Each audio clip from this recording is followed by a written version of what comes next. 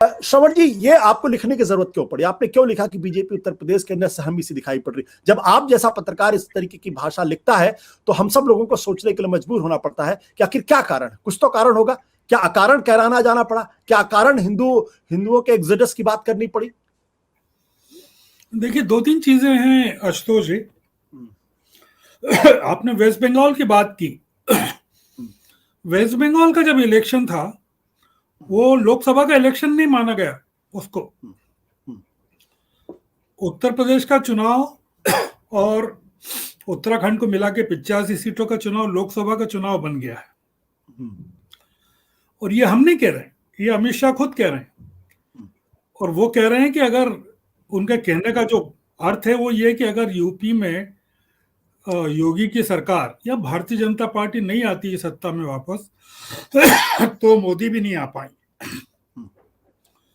अब हुआ क्या कि भारतीय जनता पार्टी ने जाने अनजाने उत्तर प्रदेश में एक और ऑटोक्रेट खड़ा कर दिया, मोदी के समानांतर।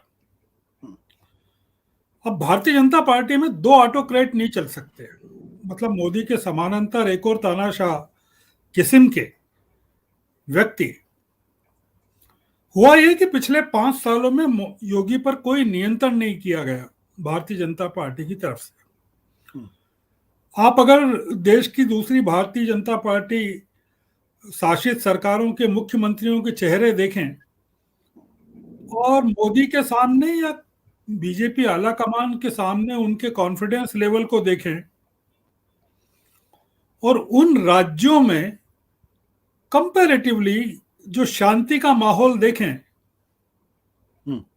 मुस्लिम आबादी मध्य प्रदेश में भी है, मुस्लिम आबादी राजस्थान में भी है, छत्तीसगढ़ में भी है।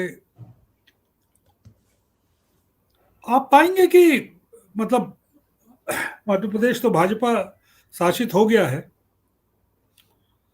तो अगर आप तुलना करें तो यहां पर कम्युनल डिवाइड उस तरह का है ही नहीं, और शिवराज सिंह की जो भावभंगिमा है वो हमेशा अलग रहती है। तो उत्तर प्रदेश क्यों ऐसा है? तो उत्तर प्रदेश इसलिए ऐसा है कि वहां योगी हैं और योगी पर केंद्र का कोई नियंत्रण नहीं था।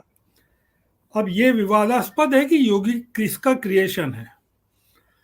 जो मेरा मानना है वो योगी जो है अमित शाह की क्रिएशन है और संघ का उनको समर्थन रहा है, और अब वो अमित शाह से उनकी काफी दूरी हो गई है। तो इसके कारण अब उत्तर प्रदेश में दिक्कत ये हो गई है, जो राष्ट्रीय कार्यकारिणी की बैठक में राजनीतिक प्रस्ताव की बात आपने कही, और दूसरा कोई 4 प्रदेश हैं तो 3 प्रदेशों के मुख्यमंत्री वहां नहीं थे, केवल योगी थे, और उनसे राजनीतिक प्रस्ताव पेश करवाया गया। अब पूरा का पूरा मामला योगी पर है, क्योंकि भारतीय जनता पार्टी ने तय कर लिया है या मान लिया है कि उत्तर प्रदेश में अब जो भी होना है वो योगी के कमलों से ही होना है। हम इसको एक चीज को ये भी कह सकते हैं कि योगी अगर चाहे, उनके मन में कुछ संकल्प बैठ जाए, तो वो मोदी को प्रधानमंत्री पद से हटवा भी सकते हैं। मतलब ये देश मोदी से मुक्त हो सकता है अगर योगी पसंद करें तो, ये योगी तय कर लें तो इस समय योगी का एक एक कदम जो है, मैं कैराना गया हूं आशुतोष जी, और पूरे पश्चिमी उत्तर प्रदेश का मैंने दौरा किया है। 2016 में जब हुकुम सिंह ने ये मामला वहां के सांसद ने उठाया था जी, और ये कहा था कि वहां से 346 परिवार मुस्लिम मेजोरिटी के कारण माइग्रेट किए हैं, और पड़ोस के गांव जो कंधाला उसके भी 163 हिंदू परिवारों को माइग्रेट। ये पूरा का पूरा मतलब आधा इसमें से फर्जी निकला, क्योंकि इसमें उन लोगों के भी नाम थे जो बहुत पहले छोड़ चुके थे और कैराना को। इनमें उन लोगों के भी नाम थे जो मृत हो चुके थे, जिनका जीवन नहीं था, और कुछ ऐसे परिवार भी थे, 20 परिवार जो अभी वहां थे, उस समय भी थे जब लिस्ट जारी की गई।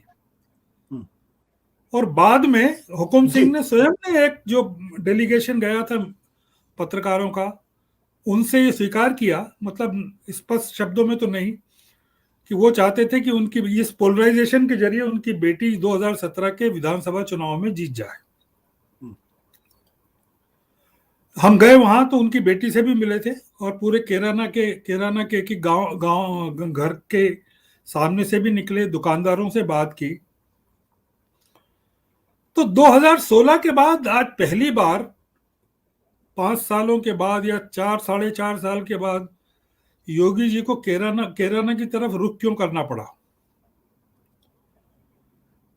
राष्ट्रीय कार्यकारिणी की बैठक में किसी आर्थिक मुद्दे पर, किसी कोरोना पर, किसी भारत पाक संबंधों पर, किसी चीन के साथ कॉन्फ्रंटेशन पर, देश की स्थिति पर क्यों नहीं विचार हुआ, और केवल पूरी की पूरी चिंता योगी को लेकर क्यों हुई। इसलिए मेरा ये कहना है कि योगी जो उत्तर प्रदेश को लेकर जो भारतीय जनता पार्टी डरी हुई है, उसका डर जो है बहुत स्वाभाविक है।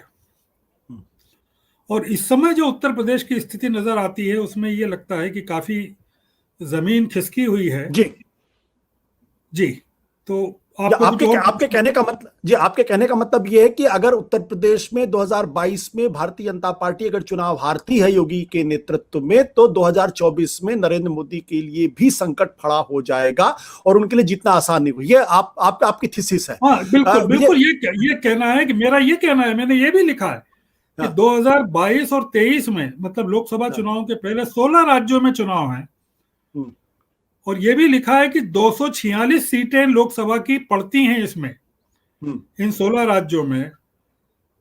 केवल यही नहीं लिखा है कि करीबन 188 सीटें उन राज्यों की है जो भारतीय जनता पार्टी की जद से बाहर ही हैं, जिसमें केरल है, वेस्ट बंगाल है, तमिलनाडु है, महाराष्ट्र है, ये तमाम है।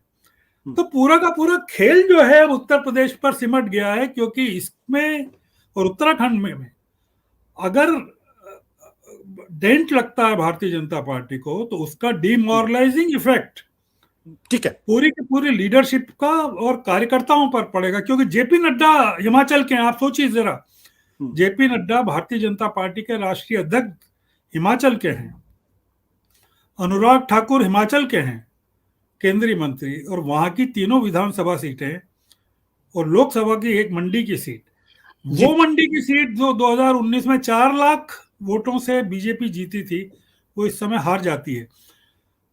हिमाचल प्रदेश की 90% से के करीब पॉपुलेशन हिंदू है, 75 लाख 80 लाख के करीब पॉपुलेशन। तो पूरा का पूरा जो हिंदू वोट बैंक के हिमाचल का, जो कि एक टेस्ट केस हो सकता है, वो पूरा का पूरा खसक गया है। तो कोई ना कोई बड़ा कारण होना चाहिए। सत्य हिंदी का ऐप डाउनलोड करें गूगल प्ले स्टोर पर।